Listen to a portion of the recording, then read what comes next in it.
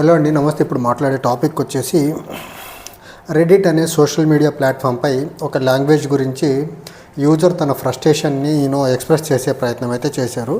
ఆ లాంగ్వేజ్ ఏంటి అంటే సాంస్క్రిట్ అనేది జనరల్గా ఇండియాలో ఒక ఎక్స్టింక్ట్ అయినటువంటి language, deadly language.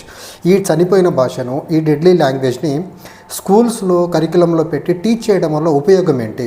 General public యూసేజ్లో లేదు, స్కూల్స్ కరికులంలో లేని భాషని ఇప్పుడు కొత్తగా ఇంట్రడ్యూస్ చేయడం వల్ల టీచర్స్కే ఆ సాంస్క్రిట్ పదాలు ప్రాపర్గా ప్రొనౌన్స్ చేయడం చేతకాక, అందులో గ్రామర్ ప్రాపర్గా తెలియని టీచర్స్ ద్వారా ఈ సాంస్క్రిట్ భాషని ఇప్పటికే స్కూల్లో పిల్లల యొక్క సిలబస్తో ఓవర్లోడ్ అయిపోయి పిల్లలు సఫకేట్ అవుతున్న తరుణంలో కొత్తగా ఈ సాంస్క్రిట్ లాంగ్వేజ్ని మళ్ళీ రివైవ్ చేయాలనే ఒక దురుద్దేశంతో ఒక ఇండైరెక్ట్ మేనర్లో ఎలా అనేది నేను లేటర్ ఫేజ్లో చెప్తాను.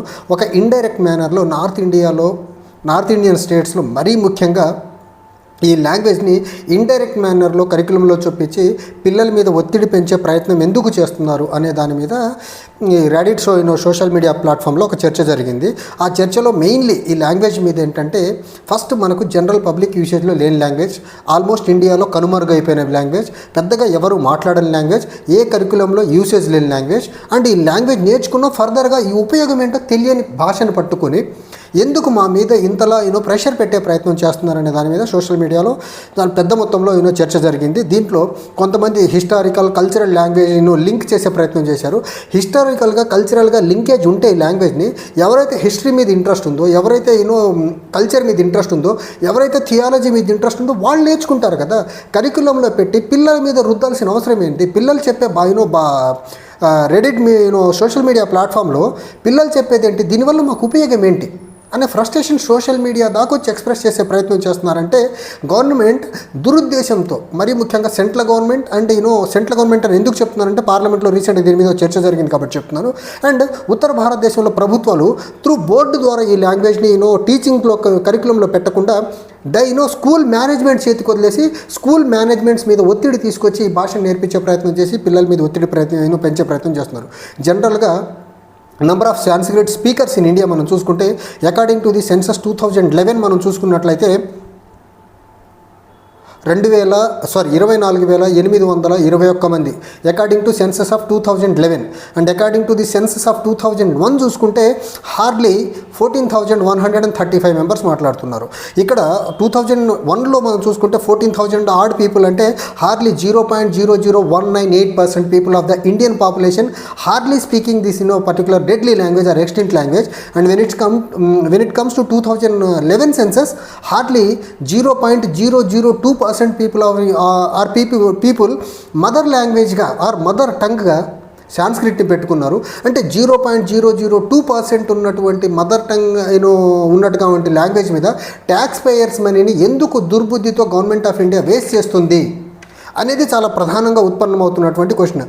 ఇంతకుముందు పార్లమెంట్లో ట్రాన్స్లేషన్స్ లాంగ్వేజ్లో చూసుకుంటే హార్డ్లీ మనకు 10 లాంగ్వేజెస్ ఉంటాయి.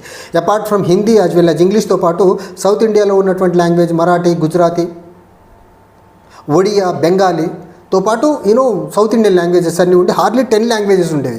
కానీ ఓం బిర్లా స్పీకర్ అయిన తర్వాత వీళ్ళ దుర్బుద్ధి ఏంటంటే సంస్కృతాన్ని ఎలాగన్నా మళ్ళీ సమాజం మీదకు రుద్దాలా, ఈ మనువాదపు భాషను మళ్ళీ సమాజం మీద రుద్దాలనే దురుద్దేశంతో ఒక సంస్కృతాన్ని యాడ్ చేస్తే సమాజం నుంచి వ్యతిరేకత వస్తుంది, అపోజిషన్ నుంచి వ్యతిరేకత వస్తున్న దుర్బుద్ధితో 6 భాషలను యాడ్ చేసే ప్రయత్నం చేశాడు ఈ ఓం బిర్లా స్పీకర్గా.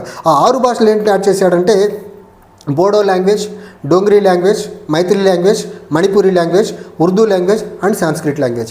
ఈ లాంగ్వేజెస్ ఇప్పుడు చెప్పింది నేను ఏ లాంగ్వేజ్ కానీ రైట్ ఫ్రమ్ మైథిలి కొంచెం బెటర్గా మాట్లాడతాడు, మణిపూరి కొంచెం బెటర్గా మాట్లాడతారు, అండ్ ఉర్దూ కొంచెం బెటర్గా మాట్లాడే పబ్లిక్ సైజబుల్ నంబర్ ఉన్నారు.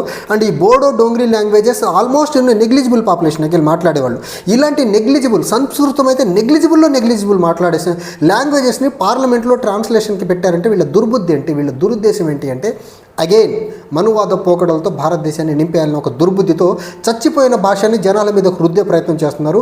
చిన్నపిల్లల మైండ్లో చొప్పించే ప్రయత్నం చేస్తున్నారు. చిన్నపిల్లలు ఈ స్కూల్లో ఈ సంస్కృతం నేర్చుకోవాల్సిన పిల్లలు ఏం చెప్తున్నారంటే మాకు హార్డ్లీ ఏం అర్థం కాదు, ఏదో పాస్ అవుతున్నాము, పాస్ అయిన తర్వాత కొద్ది సంవత్సరాలకి మాకు అందులో కొన్ని పదాలు కూడా గుర్తుందని పరిస్థితి అని చెప్పే ప్రయత్నం చేస్తున్నారు. ఇప్పుడు నాలాంటి వాళ్ళు ఇంటర్మీడియట్ చదువుకున్నప్పుడు Sanskrit one of the language మాకు ఆ Sanskrit one of the language ఉన్న క్రమంలో ఆ సాంస్క్రిట్ జస్ట్ ఎగ్జామ్ పాస్ అయ్యేదానికి చదివేవాళ్ళం తప్ప మేము అదేదో సాంస్క్రిట్ నేర్చుకోవాలి, సాంస్క్రిట్ వల్ల పోయినో ప్రపంచాన్ని మొత్తాన్ని దున్నేయచ్చు, ప్రపంచం మొత్తాన్ని జయించవచ్చు అనే పోయినో ఉద్దేశం లేదు.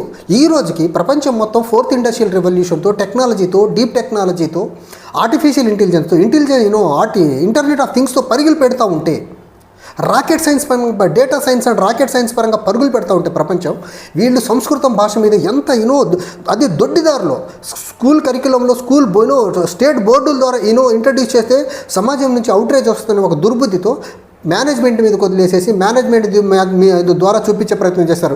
సిమిలర్లీ ఇప్పుడు తమిళనాడులో హిందీ లాంగ్వేజ్ని మ్యాండేటరీ చేయకుండా సర్టిఫికేట్ కోర్సులు పెట్టేసి 3 నెలలు సర్టిఫికేట్ కోర్సు నేర్చుకున్న వాళ్ళకి హిందీ స్పీకర్స్గా రికగ్నైజ్ చేసి తమిళనాడులో కూడా ఇంతమంది హిందీ స్పీకర్స్ ఉన్నారని చూపించే ప్రయత్నం చేయబోతున్నారు గవర్నమెంట్ ఆఫ్ ఇండియా వాళ్ళు. సో ఈ రకంగా ఒక పక్కేమో స్కూల్స్లో ఇలా దొడ్డిదారులు చూపించే ప్రయత్నం సంస్కృతాన్ని, ఇంకో పక్క హిందీనేమో రుబ్బే ప్రయత్నం. బీజేపీ ఉద్దేశం ఏంటి ఇక్కడ? దేశానికి ఉపయోగపడే ప్రపంచం వెళ్తున్న డైరెక్షన్లో మనం వెళ్లకుండా దేశం మొత్తాన్ని రివర్స్ డైరెక్షన్లో హార్డ్లీ 24,000 మంది మాట్లాడే భాష మీద ఇంత ట్యాక్స్ పేయర్స్ మనీ ఇంతలా వేస్ట్ చేయాల్సిన అవసరం ఏముంది అసలు? ట్రాన్స్లేషన్ కవర్ ఇవ్వండి, టీచర్స్కి ఇచ్చే శాలరీస్ అవనివ్వండి. ఈ సంస్కృతం టీచర్స్కి శాలరీస్ కూడా చాలా తక్కువ. వాళ్ళు కూడా టీచర్స్ని ఎందుకు హైర్ చేసుకుంటున్నారంటే తక్కువకు దొరికేస్తున్నారు, హైర్ చేసుకుంటున్నారంట స్కూల్ మేనేజ్మెంట్ వాళ్ళు. హిందీ టీచ్ చేసే వాళ్ళకంటే కూడా సంస్కృతం టీచ్ చేసే వాళ్ళకి తక్కువ ఇస్తే సరిపోతుందంట. సో వీళ్ళ దుర్బుద్ధి very very very very very క్లియర్గా ఉంది. ఇక్కడ వీళ్ళ ఎజెండా వెరీ క్లియర్.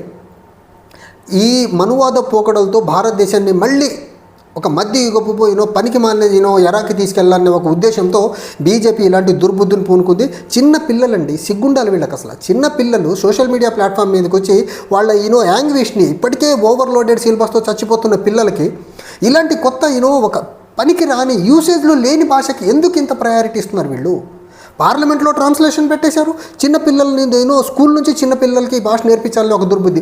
పిల్లలు నేర్చుకున్న వాళ్ళు ఏమన్నా భాష మాట్లాడుతున్నారా? లేదు, వదిలేస్తున్నారు. ఎగ్జామ్ పాస్ అయిన తర్వాత ఆ పిల్లోడు చెప్పింది ఏంటంటే 5 years అయిపోయింది ఆ లాంగ్వేజ్, నేను పాస్ అయిపోయాను, ఆ ఎగ్జామ్ పాస్ అయిపోయాను, ఇప్పటికి నాకు ఒక్క పదం కూడా గుర్తులేదని చెప్పే ప్రయత్నం చేస్తున్నారు. అండ్ స్కూల్లో టీచ్ చేసే టీచర్స్కి ఆ లాంగ్వేజ్ గ్రామర్ మీద గ్రిప్ లేదు. అలాంటి వాళ్ళని తీసుకొచ్చి కిచిడి భాషను నేర్పించాల్సిన అవసరం ఏముంది అసలు? ఇక్కడ ఎజెండా వెరీ క్లియర్. భారతదేశంలో బీజేపీ వాళ్ళ మనువాద పోకడలతో పరిపాలన సాగించాలా, మనువాద పోకడలతో సమాజాన్ని నింపేయాలా అనే ఒక దుర్బుద్ధితో ఇలాంటి దుశ్చర్యలకు పాల్పడుతూ ఉంది. ఈ దుశ్చర్యలకు పాల్పడటం వల్ల దేశం యొక్క ఎకానమీ ఏమన్నా బెటర్ అవుతుందా? దేశంలో ఎంప్లాయ్మెంట్ ఏమైనా జనరేట్ అవుతుందా? లేకపోతే దేశం science and technology scientific temperament పరంగా ఏమైనా ఇంప్రూవ్ అవుతుందా అంటే ఏమీ లేదు. సంస్కృతం భాష వల్ల సమాజానికి ఉపయోగం ఏంటి? గుళ్ళల్లో కొంతమంది మంత్రాలు చదవడం తప్ప దేనికి ఉపయోగపడుతుంది ఇది? మంత్రాలు చదివే వాళ్ళు నేర్చుకోవాల్సిన భాషని స్కూల్ పిల్లల మీద ఎందుకు రుబ్బే ప్రయత్నం చేస్తున్నారు? మంత్రాలు అన్ని కులాల పిల్లల్ని, అందరు మతాల పిల్లల్ని మంత్రాలు చదివేదానికి వెసులుబాటు లేదు కదా గుళ్ళో. ఒక సామాజిక వర్గం వాళ్ళు, అందులో కూడా 2 వర్గాలు ఉంటాయి. మంత్రాలు చదివే సామాజిక వర్గం వేరు, అందులో కూడా ఇంకో సబ్సెక్ట్ ఉంటుంది. సో ఆ కొద్ది మంది నేర్చుకొని మంత్రాలు చదువుకునే కాడికి స్కూళ్ళల్లో ఈ భాష ఎందుకు చొప్పించాలనుకుంటున్నారు? దీని వెనకాల ఉన్న బీజేపీ దురుద్దేశం ఏంటి? పార్లమెంట్లో సాంస్క్రిట్ ట్రాన్స్లేషన్ పెట్టాల్సిన అవసరం ఎందుకు ఏర్పడింది? 75 సంవత్సరాల భారతదేశ చరిత్రలో ఎప్పుడూ సాంస్క్రిట్ ట్రాన్స్లేషన్ లేని పార్లమెంట్లో కొత్తగా ఓం బిర్లా పెట్టాల్సిన అవసరం ఎందుకు పెట్టింది? వీళ్ళ ఎజెండా వెరీ క్లియర్. వీళ్ళ మెంటర్ గ్రూప్గా ఉన్నటువంటి ఆర్ఎస్ఎస్ని నడిపిస్తున్న గుంపు ఏదైతే ఉందో వాళ్ళ భావజాలం అనుగుణంగా దేశాన్ని తీసుకురావాలనుకుంటున్నారు. ఆ దేశాన్ని వాళ్ళ భావజాలానికి అనుగుణమైన రీతిలో నడిపించాలంటే ఇలాంటి దుశ్చర్యలకు తీసుకెళ్ళాలి. అసలు ఈ భాష వల్ల సమాజానికి ఉపయోగం ఏంటి?